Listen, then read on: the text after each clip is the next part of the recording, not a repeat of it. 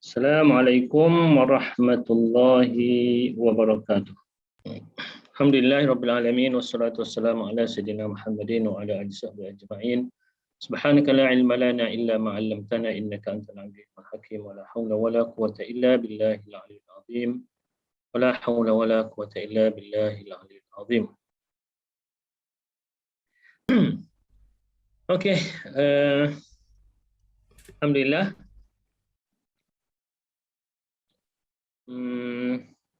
Jadi malam ni kita sambung lagi perbincangan kita dalam dengan ibadah orang sakit. Jadi kita malam ni siri yang ke-6 Siri yang ke-6 dan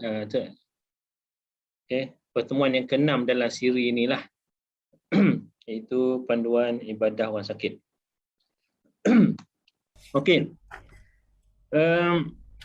Solat jamak ni dia adalah satu rukhsah yang diberikan kepada orang musafir. Solat jamak. Dan ada juga yang tidak musafir, contohnya jamak kerana hujan pun ada dibincangkan dalam fiqh. Dan juga ialah jamak kepada orang yang mempunyai keuzuran. Sejamak, kita kata solat jamak untuk orang sakit lah. Sebenarnya dalam mazhab Syafi'i, pendapat yang pertama tak boleh jamak. Tapi ada di kalangan ulama-ulama mazhab Syafi'i yang mengharuskan jamak. Jadi kita pakailah pendapat itu untuk meringankan kepada orang-orang yang sakit ni. Okey. Pesakit yang menanggung kesakitan yang agak berat dan menghadapi kesulitan untuk solat setiap solat fardu pada waktunya diharuskan untuk menjamakkan, untuk menghimpunkan solat Zuhur dan Asar. Begitu juga solat Maghrib dan Isyak dalam satu waktu. Ini samalah seperti orang musafir. Iaitu solat yang boleh jamak ialah solat Zuhur jamak dengan Asar, Maghrib dengan Isyak. Jadi sebagaimana orang musafir, pesakit juga boleh memilih mengikut keselesaan untuk menghimpunkan solat Zuhur dan Asar dalam waktu Zuhur, itu jamak takdim, ataupun menghimpunkan keduanya dalam waktu Asar, iaitu jamak takhir. Begitu juga boleh memilih untuk menghimpunkan solat Maghrib dan Isyak dalam waktu Maghrib, itu jamak takdim, ataupun menghimpunkan keduanya dalam waktu Isyak, iaitu jamak takhir. Sama je. Macam orang musafir juga. Setiap solat ini hendaklah dilakukan sebanyak 4 rakaat seperti asalnya dan tidak boleh dikosorkan ataupun diringkaskan menjadi 2 rakaat. Okey, jamak boleh, jamak tamam. Qasar tak boleh. Qasar ni hanya khusus untuk orang musafir sahaja. Solat subuh hendaklah dilakukan di dalam waktunya dan tidak boleh dijamakkan dengan solat-solat lain. Ini subuh tak boleh lah. Sama macam musafir juga. Jika ingin dilakukan solat di dalam waktu yang pertama, umpamanya waktu Zuhur, hendaklah dilakukan secara tertib, iaitu didahulukan solat yang pertama, umpamanya solat Zuhur, kemudian barulah dilakukan solat yang kedua, iaitu solat Asar. Itu salah satu syarat sah jamak takdim, iaitu kena dahulukan waktu yang pertama. Kalau kita nak jamak takdim Zuhur dengan Asar, iaitu Asar kita sembahyang dalam waktu Zuhur, maka wajib kita sembahyang Zuhur dulu. Begitu juga Maghrib dengan Isyak, kita nak jamak takdim, wajib kita kena solat Maghrib dahulu, baru diikuti oleh Isyak. Itu kalau jamak takdim. Kalau jamak takhir pula macam mana? Jika ingin dilakukan dalam waktu yang kedua, iaitu kita nak buat jamak takhir, umpamanya waktu asar. Okey, kita ni tak nak solat lagi, dah masuk waktu zuhur. Tapi syarat kena ada niat lah. Kena ada niat bahawa aku tak nak solat lagi ni, aku nak jamak dalam waktu asar nanti. Syarat niat tu kena ada. Kalau tak ada langsung niat tu, okey, masuk waktu zuhur dia tak tahu, dia tak ada niat apa-apa. Tiba-tiba masuk waktu asar dia, lah asar masuk dah. Jadi dia pun tak ada pun nak niat jamak tadi. Maka dia dikira orang yang lalai daripada solatnya. Okey. Orang yang lalai daripada solatnya dan dia tidak boleh jamak. Dia kena qada waktu zuhur tersebut. Okey, jika ingin dilakukan dalam waktu yang kedua, umpamanya waktu asar, tidak disyaratkan tertib antara keduanya, tetapi sunat didahulukan yang pertama. Kalau nak solat jamak takhir, maknanya masuk waktu zuhur tu ada niat dalam hati, aku tak nak solat lagi zuhur ni, aku nak jamak dengan asar nanti. Jadi apabila masuk asar, dia ada pilihan. Dia nak solat zuhur dulu pun boleh, nak asar dulu pun boleh. Itu berbeza dengan solat jamak takdim. Dia boleh mana dulu kan. Tetapi sunat didahulukan yang pertama, iaitu zuhur dulu. Boleh dilakukan solat asar terlebih dahulu atau solat zuhur terlebih dahulu, tapi sunat didahulukan zuhur. Begitu juga maghrib dan isyak. Okay. Bagi pesakit yang bersuci secara bertayamum, pastikan masuk waktu solat sebelum bertayamum. Satu tayamum hanya boleh digunakan untuk satu fardu solat sahaja. Jadi pesakit mesti bertayamum sekali lagi untuk solat fardu yang kedua menurut mazhab Syafi'i. Okey. Jadi menurut mazhab Syafi'i, kena orang yang jamak tu kena lepas solat pertama tu kena tayamum baliklah. Kalau dia solat secara bertayamum. Sebab syarat tayamum ni dia kena untuk satu fardu sahaja. Tapi tayamum kalau ambil cara bertayamum tidaklah memakan masa sangat. Kalau betul-betul buat tu dan 2 minit je. Kita pun tak sampai. Okey. Tapi kalau dia bersuci dengan air boleh dia Ustaz terus. Dia hanya tayamum saja kan, dia kena tayamum sahaja, kalau air tak ada masalah. Air tak ada masalah, maknanya selepas salam tu dia boleh naik terus solat yang next. Okey.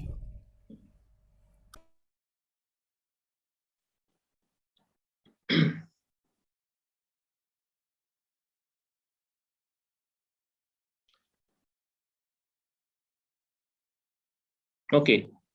Cara menghimpunkan solat dalam waktu yang pertama jamak takdim. Ni kalau kita nak buat jamak takdim. Jadi benda ni sama ya antara orang musafir dengan orang sakit. Lakukan solat yang pertama itu zuhur atau maghrib dan niat untuk menghimpunkan sekali solat yang kedua asar, ataupun niat untuk menghimpunkan ini sebaik-baiknya dilakukan ketika takbiratul ihram, namun boleh juga dilakukan ketika sedang solat yang pertama walaupun ketika memberi salam. Okey. Macam mana ini satu masalah kepada orang yang nak jamak. Macam mana niat jamak ni? Okey. Ada orang ni hanya fokuskan untuk jamak tu, dia pada nak himpunkan semua. Jadi takbiratul ihram dia agak lamalah sebab dia kan orang kita kan dia terjemah. Berkata-kata dalam hati. Dia akan sahaja aku solat fardu zuhur 4 rakaat dengan menghimpunkan solat fardu asar kerana Allah Taala. Kalau berimam mengikut imam kerana Allah Taala. Jadi Allah dia tu panjanglah sebab dia kumpul dua tu. Sebenarnya tidak disyaratkan begitu. Okey. Tidak disyaratkan begitu. Boleh juga kita niat satu-satu. Contohnya, solat yang pertama tu niat, aku solat fardu zuhur. Okey, 4 rakaat. Tak payah 4 rakaat pun tak apa, kita dah belajar dah kan dalam tu. 4 rakaat ni tidak menjadi syarat. Okey, yang penting aku solat fardu zuhur. Yang tu yang perlunya dalam niat. Solat fardu zuhur. 4 rakaat dan sebagainya tu kan Allah Taala itu tidak menjadi syarat. Kalau nak ada pun tak apa, tak ada pun tak apa. Jadi niatnya macam mana? Niatnya aku solat fardu zuhur. Okey. Kalau nak tu solat fardu zuhur 4 rakaat dan Allah Taala. Okay, kalau ni orang hak biasa kita buat. Cukup. Jadi takbir tu ringkaslah sikit. Semua fardu zuhur 4 rakaat dengan Allah Taala. Allahu akbar. Kita pun solat. Okey. Kita pun solat. Jadi kalau kita nak jamak, ketika dalam solat tu kita kena ada niat. Di mana-mana tempat. Sebelum beri salam tu, mana-mana tempat ni, sebelum kita memberi salam, ada niat dalam hati dia, ada niat dalam hati bahawa aku nak himpun dengan solat asar. Ada niat begitu. Jadi apabila beri salam, Assalamualaikum warahmatullahi wabarakatuh, dia pun bangun. Bangun solat asar. Okey. Apabila bangun solat asar, dia niatlah. Aku solat asar 4 rakaat. Kalau nak sebut 4 rakaat Allah Ta'ala. Pun boleh begitu. Tapi syarat dia kena ada niat sebelum beri salam. Jadi ada 2 cara. Satu, niat pada solat yang pertama lagi nak jamak. Okey. Yang kedua, masa ketika yang pertama tu masa takbiratul ihram solat pertama niat dah jamak pun boleh, ataupun niat satu-satu. Niat dulu yang pertama tu niat solat yang pertama dulu.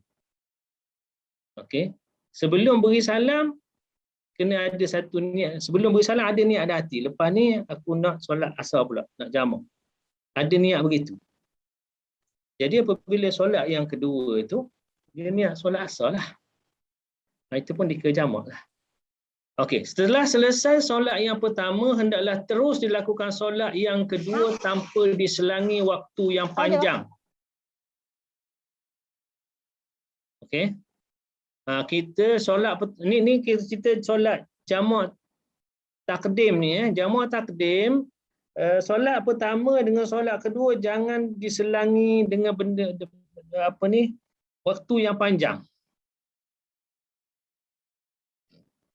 Okey, sebab tu kita apabila lepas tu kita solat terus. Jangan diselangi dengan waktu yang panjang. Satu, dan jangan dilakukan benda-benda yang tidak ada kaitan dengan solat. Okey. Contohnya lepas solat pertama tu dia nak makan dulu sikit. Makan potato chip sekejap. Lepas tu nak sama tak. Dia kena segera. Jadi kadar panjang selang tu antara tu dalam mazhab kita yang dibenarkan kalau nak ada selang masa antara solat pertama solat kedua tu, itu jangan lebih daripada 2 rakaat solat yang ringkas. Apa maksud solat yang ringkas? Solat yang ringkas maknanya ialah solat lepas takbiratul ihram dia pun baca tak ada doa iftitah, dia baca Fatihah. Tak ada surah terus rokok. Macam tu. Itu solat yang ringkas. Okey. Jadi maknanya pendek je lah waktu tu. Tapi kebiasaannya amalan kita tak selanglah dengan sesuatu yang lain. Biasanya lepas kita solat pertama tu, okey, kita kan masa solat pertama tu kita ada iqamah. Lepas selesai solat yang pertama kita iqamah satu lagi kan, kita tak boleh ke lain, kita iqamah. Itu cara yang lebih betul lah. Maknanya Ustaz, kan selang tu, maknanya selepas solat yang pertama tu tak perlu doa lah, just terus Terus je. bangun. Kecuali yang bertayamumnya Ustaz, dia ada selang untuk bagi masa dia Tayamum bertayamum. boleh. Alright, okey. Sekiranya diselangi di antara keduanya waktu yang lama, walaupun dengan keuzuran seperti terlupa, pengsan atau seumpamanya, pesakit tidak boleh meneruskan jamak dan solat yang kedua hendak dilakukan dalam waktunya. Okey.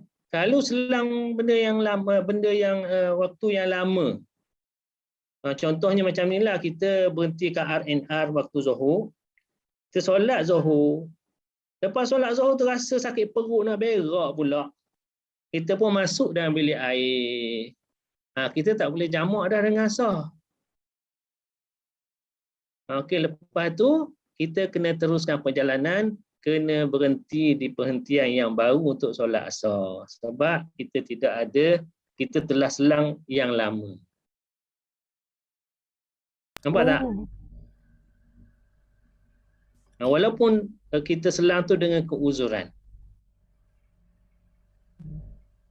Tapi solat yang pertama tu sah lah Ustaz ya. Walaupun kita awalnya jamak, niat jamak, tapi bila dah keuzuran tu macam Ustaz kata pergi buang air, tak boleh teruskan jamak tu. So, tapi solat yang pertama tu sah lah kan? Solat pertama sah lah.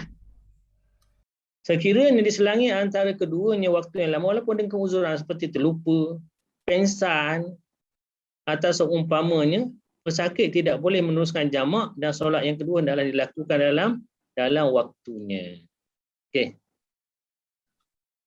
Okey. Pesakit tidak perlu niat jamak pada solat yang kedua dan boleh niat solat seperti biasa sebab dia dah ada niat dah tadi. Contohnya kalau orang biasa yang kita niat biasalah, amalan orang Melayu kita, sahaja aku solat fardu asar 4 rakaat kerana Allah Taala. Tak payahlah sebut aku jamak dengan Zuhur lagi. Sebab kita dah ada niat dah tadi nak jamak dalam waktu Zuhur tu.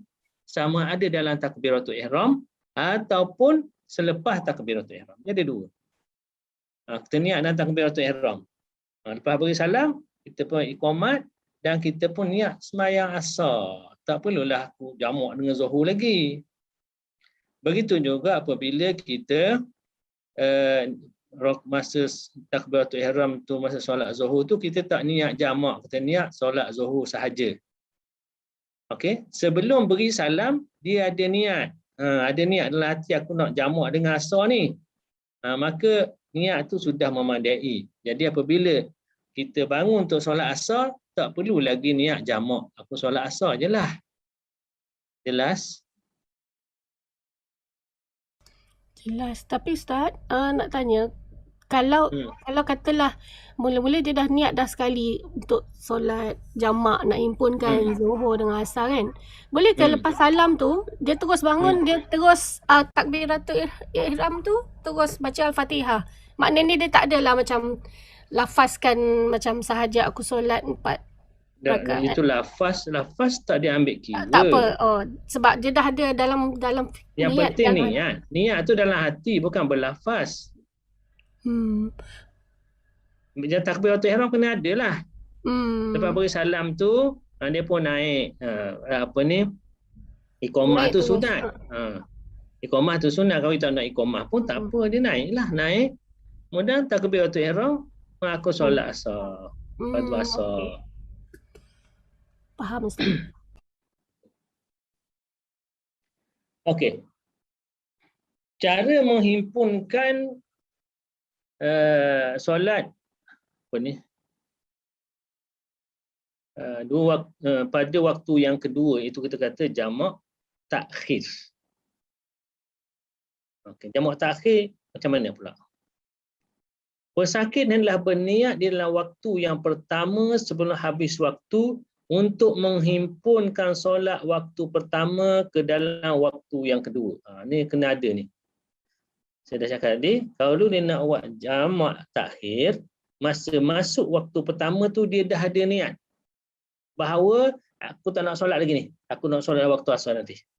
Aku tak nak solat maghrib lagi ni. Aku nak solat dalam waktu isyak nanti nak jamak. Kena ada niat tu. Okey. Contohnya niat menghimpunkan solat zuhur ke dalam waktu asar. Niat tersebut hendaklah dilakukan dalam waktu zuhur. Jadi contohnya kita pergi bermusafir, sampai R&R dalam waktu zuhur, tapi kita tak nak solat lagi. Kita masuk bilik air, makan apa semua, tapi dia kata aku tak nak tengok orang dalam surau pun ramai sangat. Kata tak apalah, aku solat takhir je lah, ni ramai sangat orang ni kat surau ni, takkan nak queue pula. Jadi dia dah ada niat tu nak solat zuhur dalam waktu asar. Itu kena ada syarat tu. Tapi kalau dia bawa kereta tak berhenti kan, bawa sambil dengar ceramah ke dengar apa ke, masuk waktu tak sedar, masuk waktu zuhur pun tak sedar, syok dengar lagu apa semua. Okey. Sampai di R&R berhenti, tengok-tengok masuk waktu asar dah. Dan masa perjalanan tadi dia tidak ada niat pun nak semayang zuhur dia tu ke dalam waktu asar jamak takhir, maka dia tidak boleh jamak. Dia kena solat asar dan dia kena qada zuhur, tak boleh jamak. Sebab apa? Sebab dia tak ada niat tadi dalam waktu zuhur nak semayang zuhur dalam waktu asar, tak ada niat tu. Maka dia kira orang yang lalai. Begitu juga orang sakit. Kalau dia nak takhir dalam waktu pertama tu, dia kena ada niat. Kalau tidak ada niat, dia kena meninggalkan solat lah tanpa uzur. Pesakit boleh memilih untuk mendahulukan solat waktu pertama ataupun solat waktu kedua, tetapi sunat didahulukan solat waktu pertama bagi meraihkan tertib. Ini jamak takhir, kita dah terang tadi. Jamak takdim mesti solat waktu pertama dulu baru waktu kedua. Soal jamak takhir ada pilihan nak solat waktu kedua dulu baru solat pertama, boleh. Tapi sunat solat waktu pertama dulu. Sunat je. Okey, masuk waktu asar, dia solat zuhur dulu. Lepas tu baru solat asar, itu sunat. Kalau nak solat asar dulu, lepas tu baru dia niat zuhur, pun boleh. Okey, jelas setakat ni? Jelas. Ustaz. Ya. Yang Ustaz kata senario pertama tu yang solat zuhur, lepas tu pergi tandas, lepas tu solat asar kemudian tu, walaupun dia masa solat zuhur tu mesti dia niat jamak kan? Ya. Tapi kira sah lah solat tu. Solat tu sah, solat pertama tu sah. Oh, walaupun dia tak buat jamak dengan asar pun? Tak apa. Oh.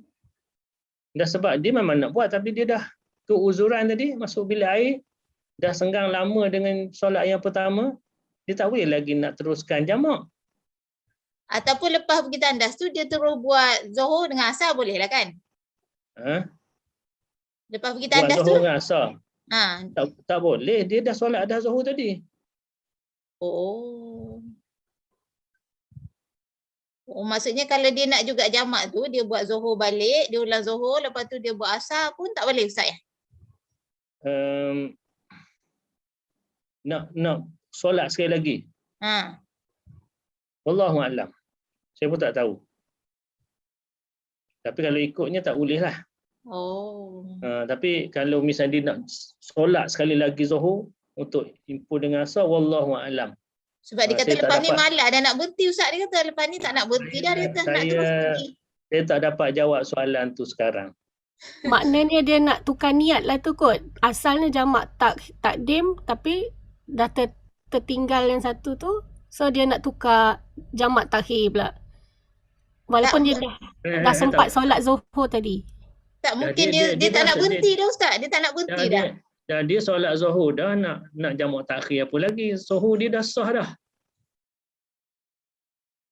Yelah, tapi kadang-kadang kita kan kita nak settle solat sebab nanti tak nak berhenti dah lah kan. Masa asar tu terus je kan. Jadi mana dia nak solat sekali lagi, ulang solat untuk dijamakkan dengan asar macam tu. Wallahu alam. Saya tak dapat jawab soalan tu. Okay. Kena apa ni? Tengok balik. Boleh ke tak? Sebab malas dah nak berhenti kan Ustaz kan? Ya betul. Okey Ustaz. Tak tahu saya kata tak tahu. Okey, terima kasih. Okey. Saya tengah baca ni tau. Dia bunyi Okey. Hanya sunat dilakukan berturut-turut dan sunat niat jamak. Yang himpun di dalam solat yang pertama. Jika tidak dilakukan, solat tetap sah. Okey. Solat jamak takhir ni dia berlainan dengan jamak takdim. Jamak takdim syarat dia berturut-turut, tak boleh selang lama. Jamak takhir boleh. Contoh dia niat jamak takhir, dia ni dah waktu asar kan. Dia pun sembahyang zuhur dulu 4 rakaat ataupun 2 rakaat lah kalau kat hentian tu. 2 rakaat ni qasar sekali. Lepas habis solat pertama, dia pun rasa nak buang air. Tak ada masalah. Dia pergi ke bilik air.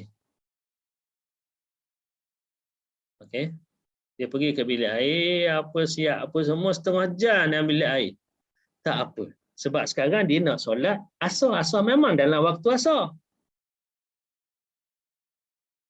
Yang tadi, yang takdim tadi, dia nak solat asar dalam waktu zuhur, belum masuk lagi, bukan dalam waktu dia. Itu problem dia kat situ. Jadi sebab tu dia kena berturut-turut. Jadi solat takhir ini, asar tu dalam waktu dia. Dia tak ada masalah lah. Okey, maknanya kalau dia dah habis solat Assalamualaikum, dia pun kata aku nak kena dicanai lah dulu. Tak apa. Okay. Dia pun pergi makan dulu. Tapi Ustaz, dia dah selang lama macam tak apa, solat jamak takhir tak apa. I see. Jamak takdim je yang disyaratkan tak boleh selang lama. Okey. Yang ni untuk jamak aja kan Ustaz ke qasar sekali ni? Jamak qasar lah. Sekali lah ni. Jamak dan qasar boleh, jamak saja pun boleh, sama je hukum dia. Okey. Sunat dilakukan berturut-turut. Hukum berturut-turut tu sunat. Dan sunat niat jamak himpunan solat yang pertama. Jika tidak dilakukan, solat tetap sah. Maksudnya kalau tak berturut-turut pun solat tetap sah. Okay, jelas Okey. Satu lagi, ada juga sejenis jamak namanya solat jamak suri. Ni bukan suri rumah ni. Suri ini dalam bahasa Arab sod, waw, ra, ya, suriyun. Suri. Okey. Suri ini apa dia? Suri ini kita panggil gambaran saja. Mana nampak macam jamak tapi sebenarnya bukan jamak. Macam mana gambaran dia? Itu solat pertama ditunaikan di akhir waktu. Dan solat kedua ditunaikan dalam awal waktu. Itu makna jamak suri tu. Solat pertama akhir waktu. Habis Assalamualaikum sekejap.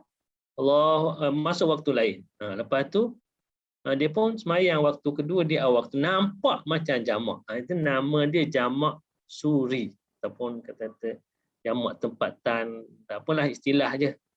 Maksudnya kita satu waktu sama solat lewat, akhir waktu yang kedua tu awal waktu, nampak macam jamak.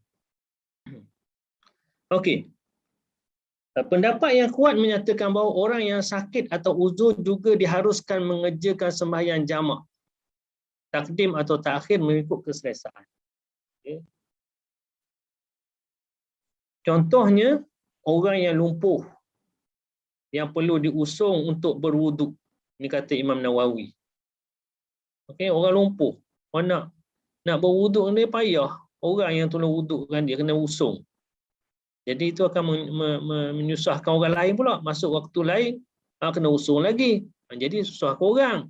Jadi oleh kerana tak nak menyusahkan orang, maka pendapat Manawi kata dia boleh jamak juga. Begitu juga orang yang tidak musafir dan tidak sakit pun diharuskan, ada ketikanya diharuskan juga jamak. Contohnya doktor. Doktor yang nak buat pembedahan, dia akan masuk dalam dewan bedah. Tapi dia tahulah kes ni memakan masa 10 jam baru siap dia bedah ni. Jadi akan berlalu 2 waktu. Okay. Contohnya dia mula bedah tu sebelum sebelum Zuhur. Okey. Dia dan akan habis, okey, contohnya lah akan habis sebelum Maghrib. Okey. Berapa jam? Kata beberapa jam. Yang melibatkan 2 waktu. Dia akan kehilangan 1 waktu. Okey, dia macam mana? Jadi doktor ni juga walaupun dia sihat, dia juga boleh jamak. Tapi dia perlu merancanglah supaya tidak terhimpun 4 solat dalam satu masa. Tak susahlah.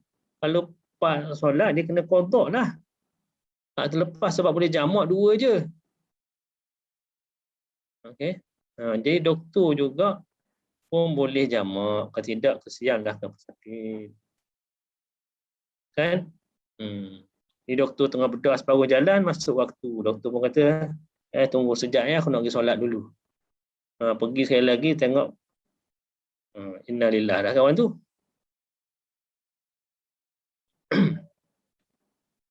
Okey. Jadi doktor pun boleh juga yang terlibat dengan pembedahan tu. Ataupun tim dia yang tak boleh keluar daripada bilik tu. Kena perlu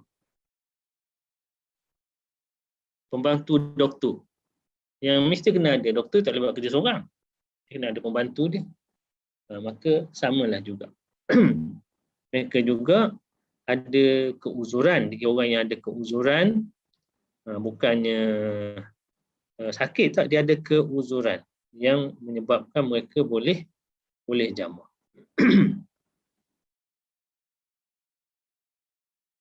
Okey, habis itu.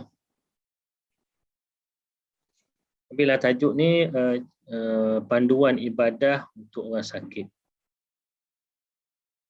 Okey. Jadi untuk tajuk seterusnya, awal lagi ni baru 9.43, kita Yes. 10.30 kan? Okey. Jadi kita sambung tajuk barulah ya, ke ada soalan? Sebelum kita masuk tajuk baru. Kalau ni sekat dalam jam boleh jamak tak? Sekat dalam jam. Tersekat dalam jam tu kita nak jamak macam mana tu? Yalah, maksudnya Sebab kalau dah Zuhur. Sebab kita tak tahu. Kita tersekat dalam jam waktu Zuhur contohnya. Kita tak tahu adakah akan berterusan jam tu sampai ke Maghrib. Kita mana tahu. Selalunya ni macam contoh jam waktu perayaan kot Ustaz, yang balik kampung, yang berjam-jam dalam. Ya, okey. Dia kalau misalnya kalau balik kampung tu confirm lah kita dalam musafir. Maka bolehlah kita jamak.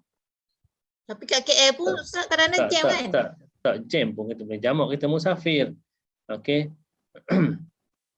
Tapi kalaulah kita ambil situasi KL, kita mungkinlah dalam kes-kes yang tidak dirancang mungkin boleh buat, tapi kalau kita tak boleh nak jadikan dia satu kelaziman. Asal balik kerja je jamak. Okey, kalau sebab balik kerja biasanya asar. Zuhur kita dah solat dah. Kita balik lepas asar. Jadi solat asar kita tak boleh solat, kita tak boleh jamak dengan maghrib. Pada segi situasinya. Kan? Cuma kalau kita keluar waktu macam pukul 12 tu lah Ustaz ni. Pukul 12 tengah hari, Zuhur tak masuk lagi kan? Kalau masuk Zuhur, dia macam ni, dia apa ni, kalau solat fardu ni, seboleh-boleh kita tak boleh solat dalam kenderaan. Maknanya kalau adalah peluang untuk kita berhenti, kita wajib berhenti. Kalau solat sunat tak apa. Tapi kalau misalnya tak boleh nak berhenti, tak ada tempat nak berhenti, maka baru boleh solat dalam kenderaan. Sebab kita tahulah solat dalam kereta ni payah sikit. Bukan tak boleh. Okey. Buat solat hormat waktu pun boleh kan Ustaz? Solat hormat waktu kalau sekiranya kita tidak ada wuduk lah. Tak ada wuduk, tak ada air nak ambil wuduk, kenalah solat hormat waktu. Tapi kalau sekiranya kita dah berwuduk, maka kita bukan solat hormat waktu, kita solat yang sekadar yang kita mampulah. Sebab kita dah ada wuduk. Okay. Kita solat yang kita mampu macam mana? Kita takbir, dalam keadaan duduk atas kursi. Sebab tak nak bangun. Allahu Akbar. Lepas tu rukuk. Sujud macam mana? Kepala bawah steering macam mana? Begitu juga ya kalau ada sesuatu macam apa ni? Kita kata keperluan. Contohnya lah kata macam mana ya? Contohnya polis pengiring. Polis pengiring raja contohnya. Dia tak boleh nak tinggal kerja dia. Okey. Lepas tu kita tengok dia orang polis orang semayang, dia tak semayang, dia duduk jaga sebab kerja dia macam tu. Okey, lepas tu kena irim pula. Dia tak boleh tinggal sebab itu tugas dia. Takkanlah semua semayang dia pun tinggal semayang semua. Tak boleh, dia jaga keselamatan. Jadi kepada dia ni, dia boleh sebenarnya. Dia termasuk orang yang uzur. Dia boleh jamak. Dia jamak tamam lah.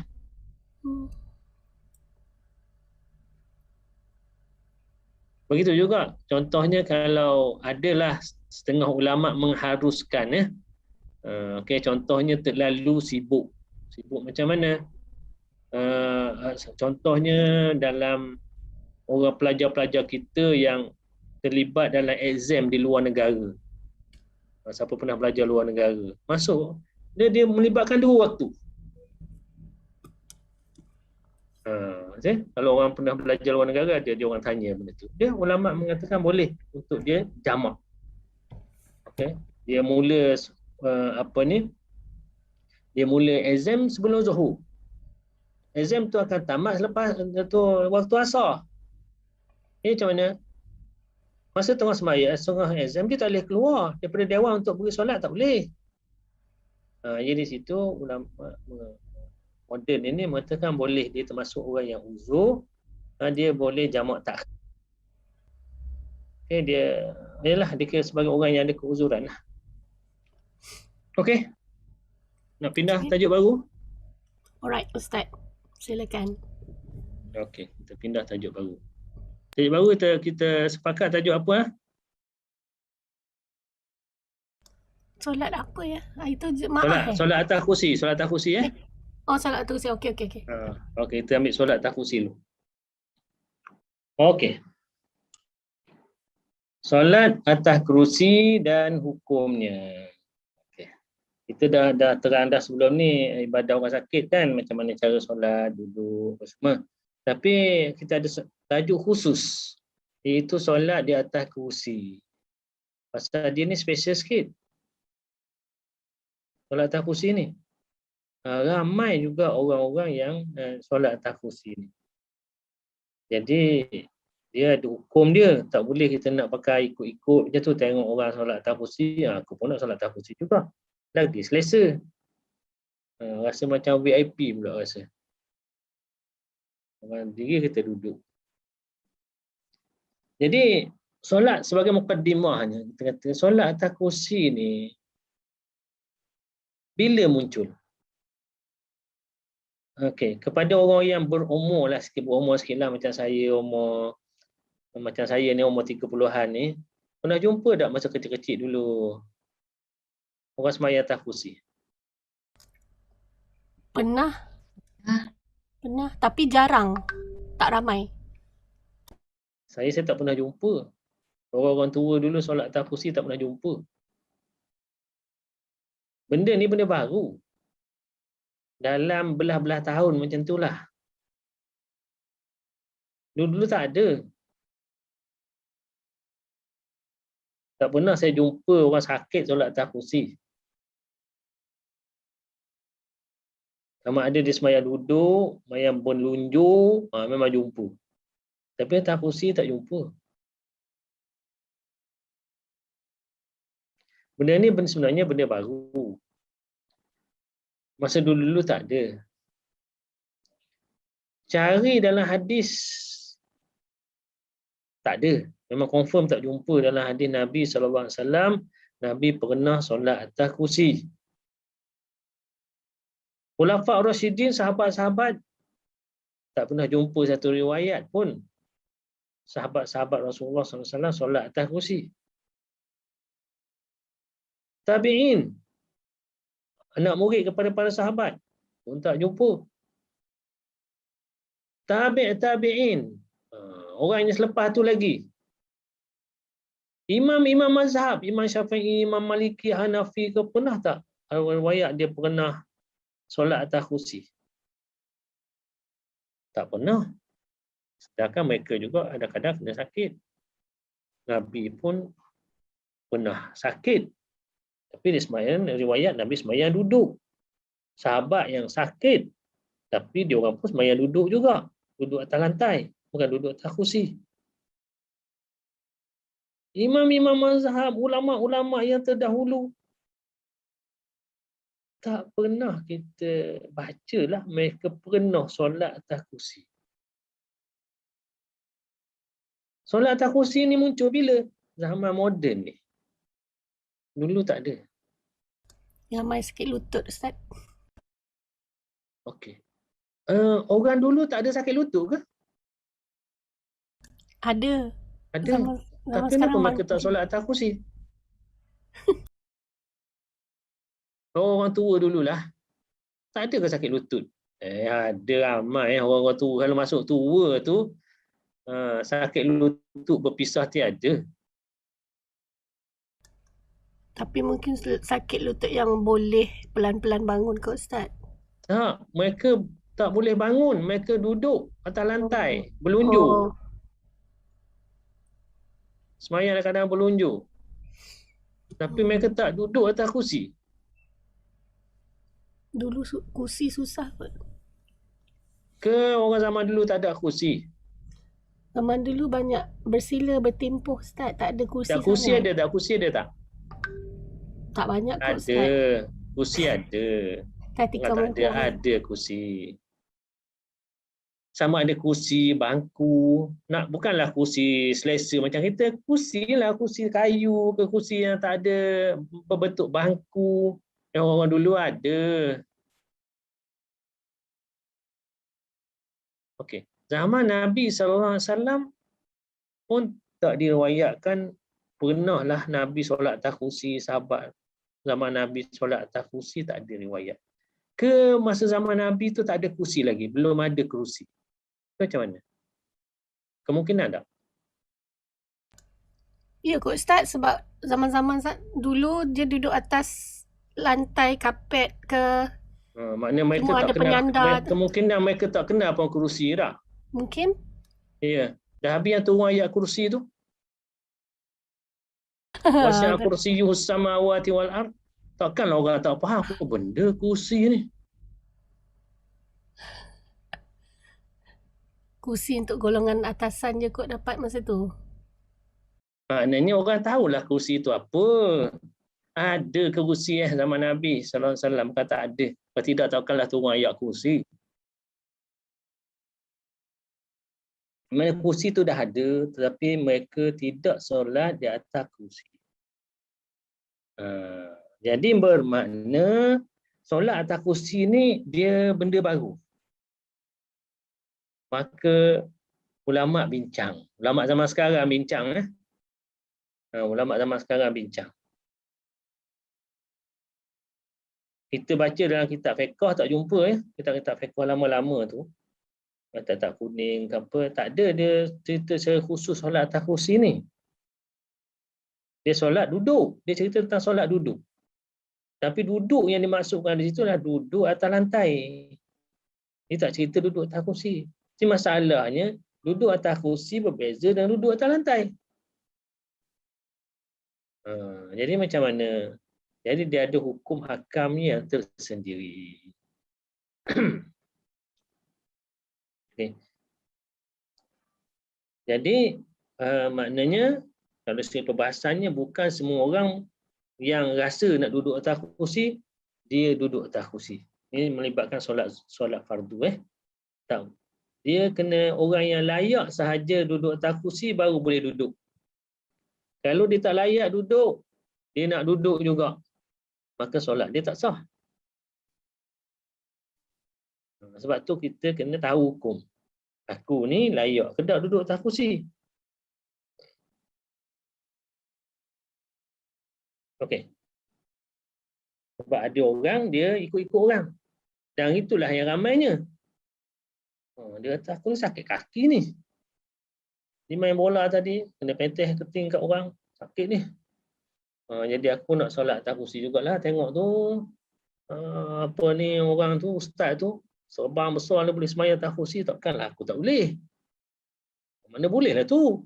Jadi dia pakai hukum, dia tengok orang, dia boleh, aku pun boleh juga, aku ni sakit kaki juga ni. Orang tu, ustaz tu dia sakit lutut, gout, tapi aku ni sakit main bola, takkan tak boleh. Jadi dia pakai fikiran dia macam tu. Okey. Muqaddimah. Solat adalah tiang agama dan amalan pertama yang akan dipersoalkan ketika dihisab oleh Allah Subhanahu Wa Taala di akhirat kelak. Ini satu fakta yang kita terima. Tiang agama solat. Dan amalan pertama yang dihisab ialah solat. Akhirat nanti tu. Siapa yang solat dia diterima, maka dia berjaya. Kalau solat tak lepas, hak lain tak payah tanya. Solat sendiri tak lepas, hak lain tak payah tanya. Puasa ke apa ke tak payah. Solat dah tak lepas, pasal apa? Yang agama sudah roboh. Jadi agama dah tak ada. Jadi tanya buat apa benda lain. Apabila solat tak selesai, tak lepas di akhirat kelak, maka terus diberi tiket tiket masuk satu tempat istimewa lain lah. Setiap Muslim diperintahkan untuk bersolat dalam setiap keadaan. Sama ada ketika bermusafir atau bermukim. Dalam keadaan sakit atau sihat. Sama ada solat dilakukan secara berdiri, duduk, atau dalam keadaan berbaring. Kita dah lalui dah ni. Kita dah cerita dah sebelum ni. Solat tidak gugur. Mesti solat. Mana-mana keadaan yang mampu. Sama ada ketika bermukim, ketika bermusafir, sakit, sihat, berdiri, tak berdiri, duduk, tak duduk baring, tetap kena solat. Sakit, sebagaimana yang kita belajar sebelum ni, sakit bukan alasan untuk tidak solat. Selagi dia sihat, fikirannya, maka wajib dia solat. Walaupun dia lumpuh. Dia lumpuh, macam mana nak ambil wuduk lumpuh. Kena minta orang wudukkan dia. Yang lumpuh anggota dia. Bukannya hati dia. Bukannya fikiran dia. Jadi kalau sekiranya fikiran pun dah lumpuh, itu dah tak. Dia tidak lagi wajib solat.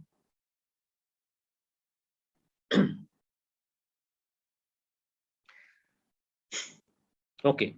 Sebelum kita masuk kepada tajuk ni, dia ada beberapa noktah penting yang kita kena terima ataupun kita nak tolak. Kalau kita terima yang ni, maka mudah. Yang pertama, mengetahui hukum hakam solat adalah perkara terpenting selepas tauhid. Setuju ke tak setuju? Lepas kita belajar tauhid, mengucap kalimah syahadah, hak paling penting selepas tu ialah solat. Setuju tak? Betul tak? Setuju.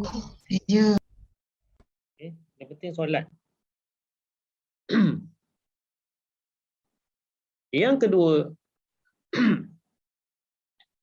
ibadat solat mempunyai beberapa rukun.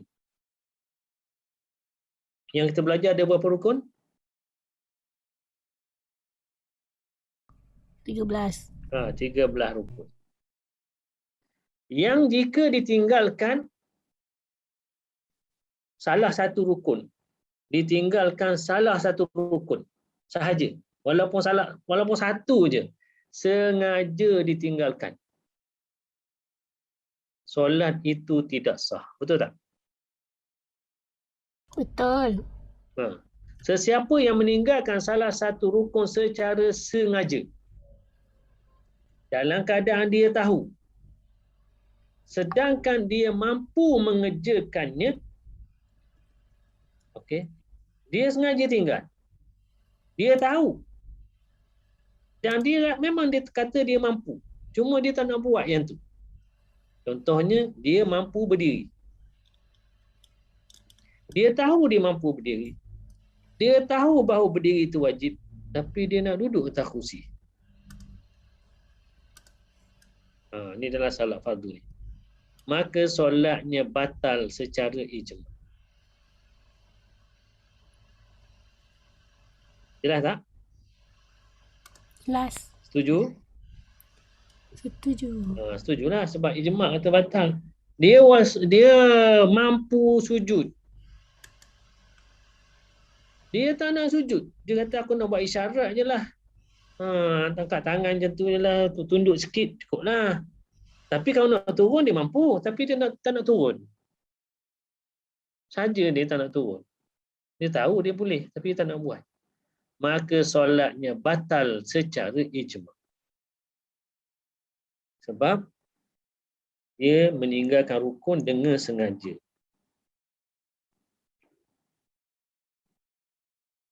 Okey. Yang seterusnya.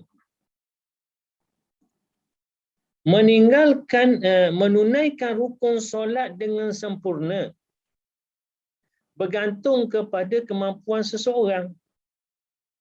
Seseorang yang tidak mampu melaksanakan mana-mana rukun, dia diberi kelonggaran oleh syarak untuk meninggalkannya. Ini noktah ketiga.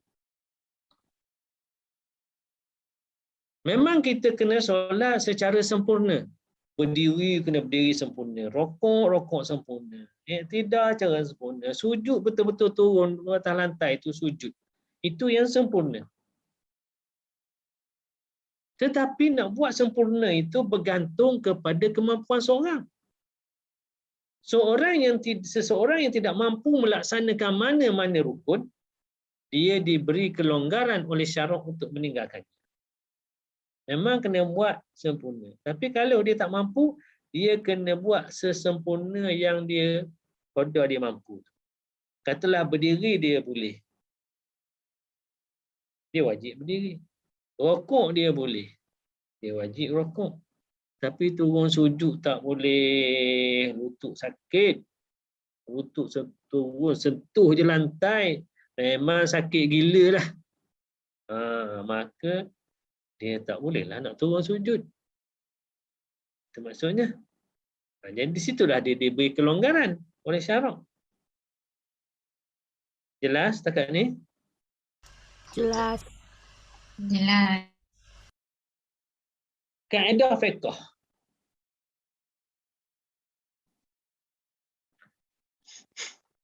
Al-maisur la yasqutu bil ma'sur. Sesuatu perkara yang mudah dilaksanakan tidak gugur disebabkan oleh sesuatu perkara yang sukar dilaksanakan. Suatu benda yang mudah kita buat, kita mesti buat. Dia tak gugur dengan sebab ada perkara lain yang sukar dilaksanakan. Macam mana contoh? Okey.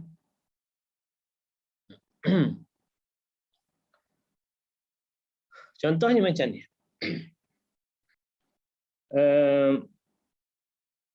Dia tak boleh duduk antara dua sujud. Okey, kerana apa? Kerana nak lipat kaki tu kan kita nak duduk antara dua sujud. Duduk antara dua sujud yang sempurna ialah di atas lantai. Okey, macam kita kata duduk iftirash tu. Itu duduk antara dua sujud yang sempurna. Nak duduk tu tak boleh.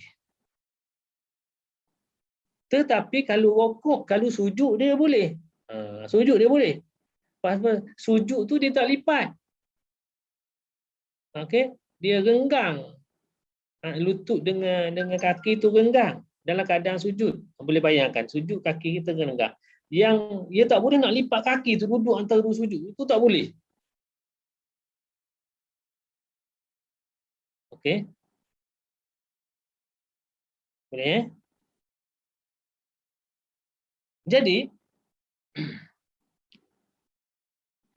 oleh kerana dia tak boleh nak lipat kaki, dia pun duduk atas kursi. Okey, dia duduk atas kursi. Dia nak lipat kaki, dia tak boleh. Dia duduk atas kursi. Okey, ataupun atas sesuatu. Tapi kalau dia turun sujud, dia boleh. Pasal apa? Dia tak lipat sangat. Okey. Dia tak lipat sangat. Okay. Jadi oleh kerana dia ni hak senang, perkara yang mudah dilaksanakan ialah sujud. Itu mudah pasal dia boleh buat. Yang sukar dilaksanakan ialah duduk antara dua sujud.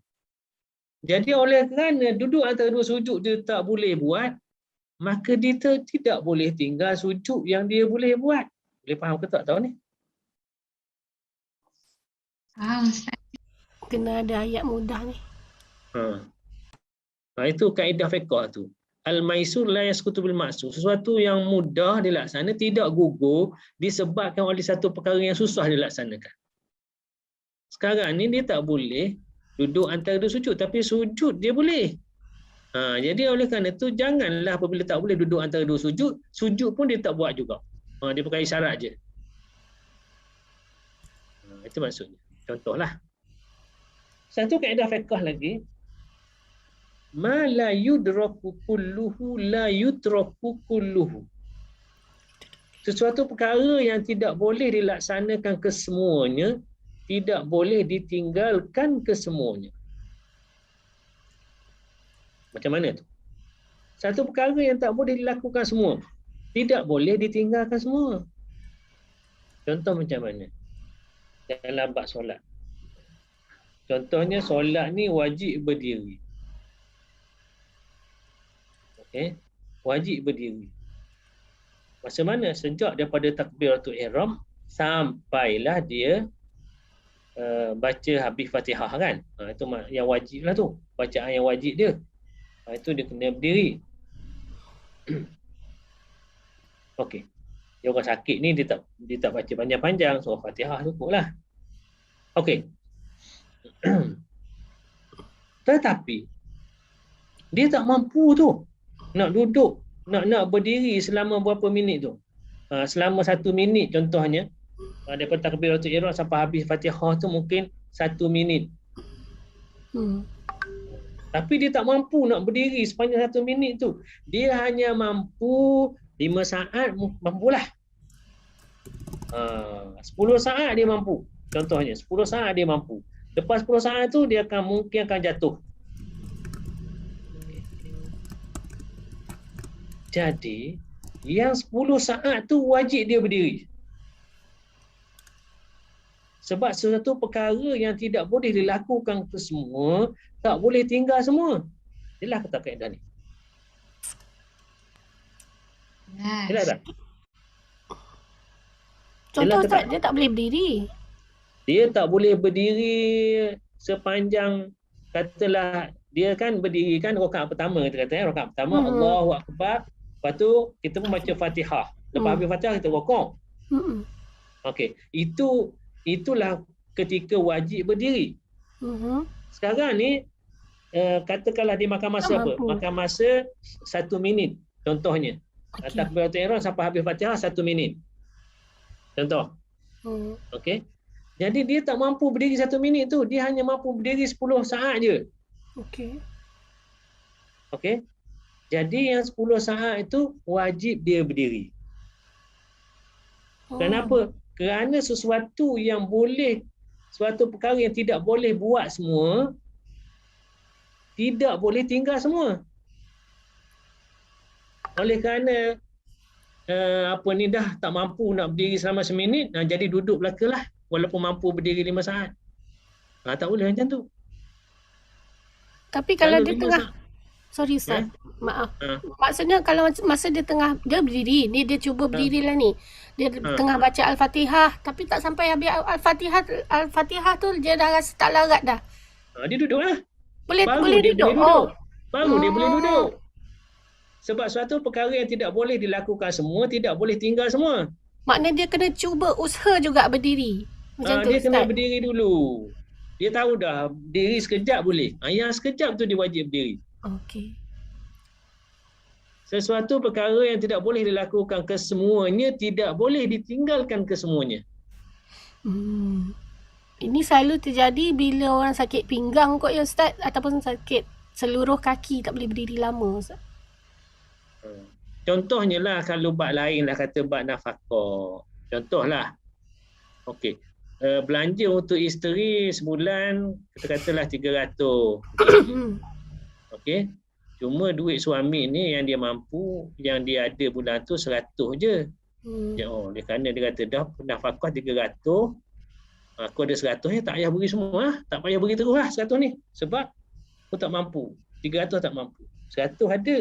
Tapi kena 300. Jadi dia pun tak bagi. Tak boleh macam tu. Tak mampu tu. Semua satu perkara yang tidak boleh dibuat, tidak boleh dilakukan semua, tidak boleh tinggal semua. Jelas tak? Jelas. Kalau mampu 100 lah. Walaupun sepatutnya 300. Saya macam ni Ustaz, sebab ada kawan-kawan yang confused lagi. Dia contoh macam ni, kalau dia sakit, dia masalah dia pada sujud tu saja, dia tak boleh sujud. Rukuk, berdiri semua boleh. Maknanya dia berdiri dulu solat daripada mula, baca Al-Fatihah apa semua, lepas tu rukuk macam biasa, bangun balik. Bila nak sujud tu je dia perlu duduk atas kerusi. Boleh kan Ustaz? Sediakan. Nanti kita bincang yang tu. Oh ya, okey. Nanti kita bincang yang tu. Jadi sekarang kaedah ni ialah suatu perkara yang tidak boleh dilakukan semua. Okey, sekarang ni contoh, saya beri contoh ialah kita sembahyang fardu wajib berdiri tak? Rukun tak berdiri tu? Rukun. Rukun itu masa mana? Takbiratul ihram sampai habis Fatihah. Lepas Fatihah kita rukuk. Okey. Antara takbiratul ihram dengan Fatihah tu makan masa berapa lama? Seminit kita kata. Okey. Jadi kita hanya mampu berdiri 10 saat je. Okey. Jadi dia kata dah oleh kerana aku tak mampu berdiri sampai ke habis Fatihah, jadi aku duduk terus daripada awal lah. Tak boleh. Kenapa? Satu perkara yang tidak boleh dilakukan semua selama seminit tu, tidak boleh ditinggalkan semua. Hak mana hak dia mampu tu 10 saat, 10 saat tu wajib dia berdiri. Dia tak boleh tinggal yang 10 saat tu. Kena berdiri juga. Boleh faham ke tak ni? Suatu perkara yang tidak boleh dilakukan semua, tidak boleh ditinggalkan semua. Maknanya dia wajib buat sekadar yang dia mampu. Dia tak boleh tinggal semua sekali. Jelas ke tak? Jelas. Kan ada orang confuse juga. Tak apa Ustaz. Teruskan. Yang ni okey kot. Ni untuk orang yang tak boleh Jelas, rukuk Ustaz. sujud. Okey. Habis itu. Itu kaedah fiqh. Noktah yang ketiga, yang seterusnya, rukun sujud lebih utama daripada rukun qiyam. Dia keadaannya begini ya. Dia semayang berdiri. Okey, dia mampu sujud. Okey, dia boleh berdiri dan boleh sujud. Okey, maka dia pun berdirilah. Lepas tu dia pun turun sujud. Cuma dia dah tahu dah sujud memang dia boleh sujud. Tapi lepas pada sujud tu dia dah tak mampu bangun dah. Boleh faham? Ni dia tahu dah kalau dia berdiri mampu mampu dah keadaan berdiri. Tapi kalau dia turun sujud ke bawah, dia tak akan mampu berdiri dah lepas pada tu. Jadi yang mana dia kena utamakan? Sama ada dia solat dalam keadaan berdiri, tapi sujud dia tu dia buat isyarat je. Sebab kalau dia turun sungguh, memang dia tak boleh berdiri dah pada rakaat kedua tu. Nampak tak masalah dia? Jadi maksudnya, oleh kerana dia kata, oleh kerana tu aku tak akan turun sujud. Mana ketika sujud tu aku hanya buat isyarat je. Sebab kalau aku turun sujud sungguh, lepas ni aku tak boleh bangun dah. Tak larat dah nak bangun. Mana dia akan semayang duduklah selama sampai ke salam. Tak boleh nak bangun dah. Tapi kalau dia berdiri, dalam keadaan berdiri, tak turun sujud buat isyarat, dia tak turun sujud lah. Tapi makna dia berdirilah. Solat dalam keadaan berdiri. Jadi yang mana lebih utama? Antara rukun sujud ataupun rukun berdiri? Mana lebih utama? Sujud. Okey. Kita katakan rukun sujud lebih utama dari rukun qiyam.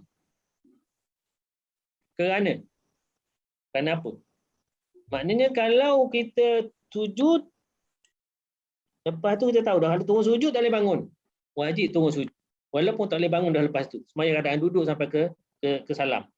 Itu lebih utama daripada dia berdiri dan sujud tu dia buat isyarat je. Okay.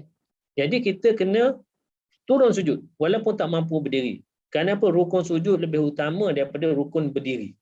Kenapa kita kata macam tu? Yang pertama, sujud itu sendiri adalah ibadah dan hanya untuk Allah sahaja. Qiyam ataupun berdiri tidak menjadi ibadah, melainkan jika disertakan dengan niat.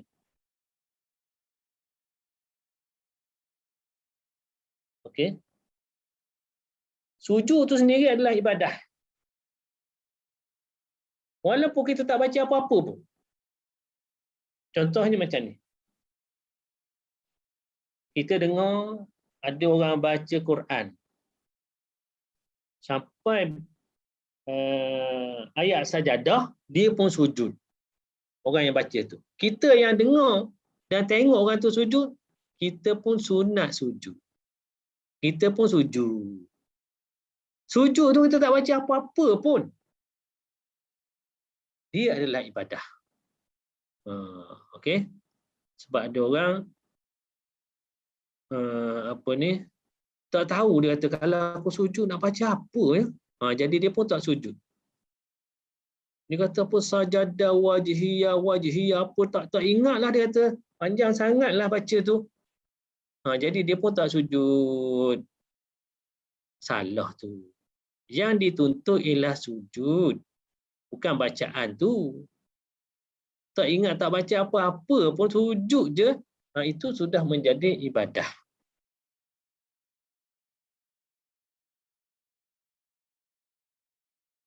Okey. Sebenarnya Sorry Ustaz.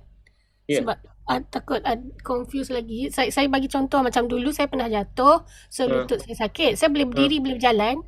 So saya solat, saya berdiri macam biasa, berdiri, lepas tu Al-Fatihah, rukuk, semua okey. Lepas tu saya bangun. Lepas tu bila nak sujud, saya duduk di kerusi. Sebab saya rasa kemampuan lutut saya tak boleh nak lipat sangat sampai kita turun ke sejadah tu. Jadi bila sujud, saya sujud di kerusi tu, bongkokkan badan. So saya bangun balik dan untuk baca Al-Fatihah semulalah macam biasa. So hanya part sujud dan juga tahiyat tu saja saya kena duduk kerusi sebab tak boleh nak lipat duduk dekat bawah kat atas sejadah. Boleh macam tu Ustaz? InsyaAllah boleh. Nanti kita bincang. Ikut kemampuan di kaki kot. InsyaAllah. InsyaAllah kita ikut kemampuan ya. Okey. Nanti kita akan bincang, kita fahamlah benda tu boleh ke tak boleh. Alright. Kita katakan bahawa dalam antara rukun sujud dengan rukun qiyam, rukun berdiri, yang lebih utama rukun sujud. Kalau kita sujud lepas tu tak boleh berdiri, itu lebih baik daripada kita berdiri dan kita tak nak sujud. Pasal apa? Kita tahu kalau kita sujud kita tak boleh berdiri dah. Tak. Kita kena sujud juga walaupun tak boleh berdiri. Kenapa? Kerana rukun sujud tu lebih utama. Macam mana? Apa dalil dia lebih utama? Yang pertamanya, sujud itu sendiri adalah ibadah dan hanya untuk Allah sahaja. Okey? Sujud tu hanya untuk Allah sahaja. Qiyam ni boleh untuk Allah dan boleh untuk orang lain. Lepas tu apabila kita masuk dalam majlis-majlis tertentu kan, okey, maka MC pun mengumumkan, buat satu pengumuman. Dia kata apa? Mengumumkan ketibaan Duli Yang Maha Mulia okey, tuan-puan diminta berdiri. Ada tak macam tu? Ada. Maknanya berdiri itu boleh untuk Allah dan boleh untuk orang. Pernah tak jumpa MC buat pengumuman ni? Mengumumkan ketibaan tuan-puan diminta sujud. Ada tak? Pernah jumpa? Belum pernah. Belum ada kan? Sebab sujud tu hanya untuk Allah. Berdiri ni boleh untuk Allah dan boleh untuk orang lain. Maka itu menunjukkan bahawa sujud itu lebih utama. Sujud tu sendiri dah tak baca apa-apa pun, sujud je dah boleh pahala. Niat kerana Allah. Okey, sujud niat kerana Allah dah boleh pahala. Qiyam tak boleh. Qiyam semata-mata. Dia kata kenapa berdiri tu? Kata ibadah apa berdiri? Tak ada. Okey, tapi dia kena ada niat. Contohnya niat berdiri tu apa? Berdiri untuk solat jenazah. Itu ada niat dia berdiri tu. Itu tak apalah. Sujud tidak gugur daripada solat fardu atau sunat. Sedangkan berdiri ataupun qiyam boleh gugur dalam solat sunat. Sujud dalam solat sunat atau solat fardu, solat wajib, solat sunat tak gugur. Sujud tak gugur. Okey. Berdiri gugur. Dalam solat sunat bukan solat wajib ni, solat sunat berdiri bukan rukun. Berdiri bukan rukun. Kalau kita sembahyang fardu zuhur, maka wajib kita berdiri. Kalau kita mampu. Kalau kita duduk, sembahyang kita batal. Sedang kita mampu berdiri. Tapi kalau sembahyang sunat, kita mampu berdiri. Tapi tak nak berdiri. Sembahyang ba'diyah, qabliyah, nak sembahyang duduk je. Tidak mengapa. Sebab apa? Sembahyang sunat berdiri bukan rukun. Okey. Tapi sujud sama ada sembahyang fardu ataupun sembahyang sunat, dia tidak gugur. Qiyam atau berdiri dalam solat sunat gugur. Tak apa, tak buat pun. Jelas tak? Jelas. Okay. Jadi nampak tak sujud tu lebih utama? Yes. Okey. Yang ketiga, berdiri ni dia hanya menjadi ibadah kalau disertakan dengan bacaan zikir dan doa. Berdiri ni dia menjadi ibadah bila kalau ada zikir dan doa. Contohnya solat jenazah.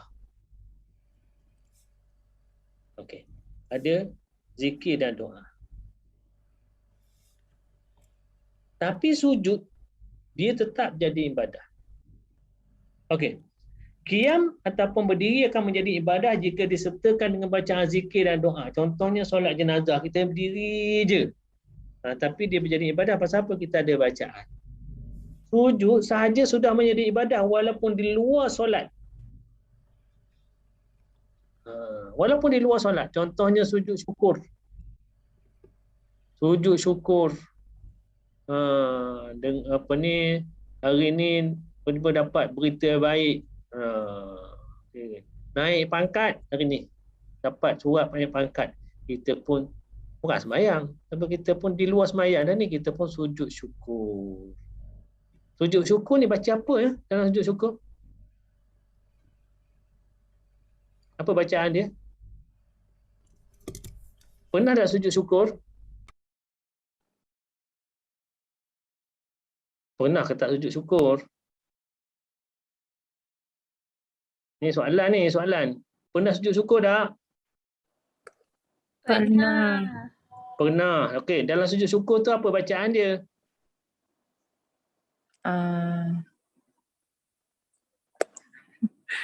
Subhanallah tu ke Ustaz? Dia tak baca apa-apa pun tak apa. Nak baca apa-apa pun bacalah subhanallah ke subhanallah a'la ke. Nak baca ya Allah syukurnya ya Allah. Alhamdulillah. Apa-apalah. Okey. Tapi kalau tak baca apa-apa pun dia sujud je. Dapat berita baik dia pun terus sujud. Maka tu pun dah dikira ibadah. Sujud syukur, sujud tilawah dan sebagainya. Tilawah dengar orang baca Quran, sujud ayat sajadah. Dia pun turun sujud, tak baca apa-apa. Tak apa. Itu dah jadi ibadah dah tu. Sebab yang suruh sujud, bukannya bacaan. Okey, jangan buat alasan tak sujud tilawah tu kat ayat sajadah tak sujud pasal apa? Tak ingatlah sajadah wajihi apalah panjang. Tak, yang tu tak disuruh. Okey, Nabi tak ajar pun benda tu. Itu cadangan ulama. Kalau sujud tu baca macam tu. Okey, nak baca subhanallah pun tak apa.